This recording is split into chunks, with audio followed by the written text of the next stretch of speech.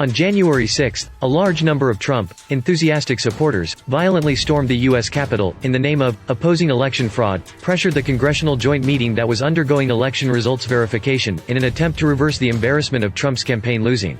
Trump supporters clashed with the police in the Capitol, which eventually resulted in the deaths of 4 people. One of them was shot dead as a woman wearing the Trump banner. The United States, which has always been hailed as the beacon of democracy and the height of freedom, has experienced political riots that shocked the world. Although blood has stained the sacred Congressional Hall, it has unveiled the last figure leaf of American democratic politics. Some media found that although some U.S. politicians and news organizations repeatedly condemned the violent attacks on Congress and lambasted Trump's supporters for trampling on American democratic values, the scene unexpectedly restrained, and there were even police and Trump supporters group photo. In stark contrast, just a few months ago, the anti-police violent law enforcement and anti-racial discrimination demonstrations took place across the United States, but their handling methods were quite different. Some netizens wrote on social media, "Being able to break into the Capitol alive is the epitome of white privileges." Many celebrities also posted on Twitter questioning the police's handling of the double standard. National division, political polarization, and the paralysis of the governance system are the difficulties the United States is facing. The main reason for the difficulties is the backlash of the deep-rooted hegemony mentality of some American politicians.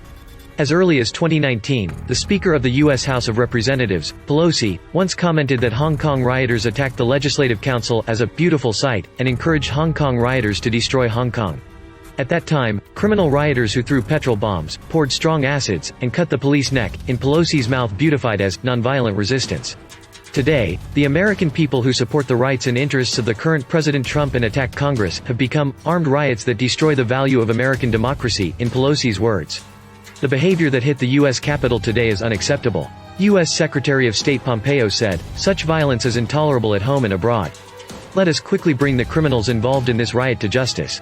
But the problem is that Pompeo, who now says that domestic and foreign cannot be tolerated and criminals should be brought to justice, seems to have forgotten the scene when he waved the flag for radical protesters in Hong Kong. Trump took the lead in breaking the rules of the game, street people were clamored, and the results of the so-called democratic elections were not respected. What face is there for American politicians to talk about democracy? This time, the world saw the large-scale rollover side of American democracy, double standard.